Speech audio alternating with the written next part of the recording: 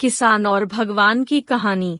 एक किसान जो भगवान को बहुत मानता था। एक बार वह किसान भगवान से बहुत ही नाराज हो गया। किसान बहुत ही मेहनती था। बहुत मेहनत के बाद वह खेतों में अनाज उगाता, उसकी देखभाल करता, लेकिन अक्सर उसकी फसल खराब हो जाती।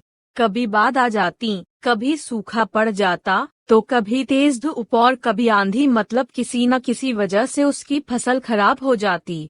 एक दिन की बात है, किसान गुस्से में आसमान की तरफ देखकर भगवान से कहता है, ईश्वर, आपको लोग कहते हैं सर्वज्ञता मानते हैं, आपकी मर्जी के बिना एक पत्ता भी नहीं हिलता, पर मुझे तो ऐसा लगता है कि आपको तो छोटी सी छोटी बातों का भी नहीं पता है।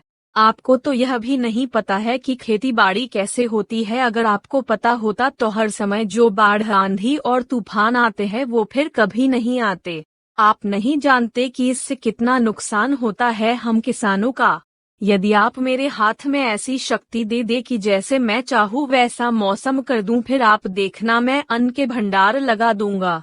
भगवान किसान के इन तीखे वाक्य को सुनकर मुस्कुरा रहे थे और वह किसान के सामने प्रकट हुए और बोले, मैं आज से तुझे ऐसी शक्ति देता हूँ कि तुम अपने खेतों पर तुम्हारी जैसी इच्छा हो तुम वैसा मौसम कर दोगे। मैं इसमें बिल्कुल भी दखल नहीं दूंगा, सब तुम्हारी इच्छा से होगा। किसान वरदान पाकर बहुत खुश हो गया। अब किसान ने अपने खेतों में गेहूं की फसल बोई। अब जब किसान को लगता कि खेतों को धूप चाहिए तो खेतों पर धूप कर देता, जब पानी बरसना चाहता तो पानी बरसा देता। आंधी, तूफान, बाढ़ आदि कुछ भी उसने अपने खेतों पर आने ही नहीं दिया। किसान के खेत में इस वर्ष ऐसी फसल हुई जैसी शायद पहले कभी नहीं हुई थी। हरी भरी लहलहाती फसल को देखकर किसान मन ही मन वह बहुत खुश हो रहा था और सोच रहा था, अब सबूत के साथ दिखाऊंगा भगवान को कि ऐसे किया जाता है शक्ति का सही उपयोग। मेरी सफलता देखकर तो उन्हें अपनी नियम जरूर बदलने पड़ेंगे। कुछ दिन और गुजरे, अब फसल कटने को तैयार थी। किसान बहुत उत्सुकता के साथ फसल को जैसे ही काटने लगा तो उसकी नजर गेहूं की बालियों पर गई, तो उसने अपना सिर पीट लिया और वह रोने चिल्लाने लगा। गेहूं की एक भी बाली में गेहूं का एक दाना नहीं था, सारी बालियां अंदर से खाली थी। अब किसान बहुत दुखी हो गया। अब किसान ने भगवान को रोते हुए फिर से पुकारा, हे प्रभु, तुमने ये मेरे साथ क्या किया? तुमने मुझे ऐसी सजा क्यों दी? भगवान प्रकट हुए और बोले, पुत्र, ये तो होना ही था क्योंकि तुमने अपनी फसल को संघर्ष करने का मौका ही नहीं दिया। तुमने तो उन्हें आंधियों से जूझने ही नहीं दिया, ना तेज बारिश को सहने दिया और ना ही धूप में तपने दिया।